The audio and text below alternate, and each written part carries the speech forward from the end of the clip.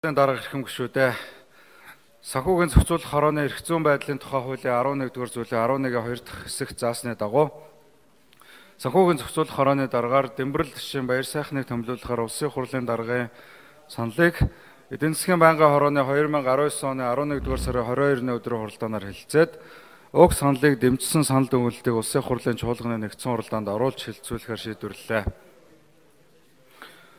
За баяр сайхны намтар болон нэр дэвшүүлэх үндслийг улсын хурлын дарга Зандан Шатар танилцуулсан. Баяр сайхныг санхүүгийн зохицуулах хорооны даргад нөхөн томилуулах саналыг хуралдаанд оролцсон гишүүдийн олонх дэмжсэн болно. Санхүүгийн зохицуулах хорооны даргыг нөхөн томилох тухай тогтоолын төсөл холбогдох бусад материалыг та бүхэнд тараасан.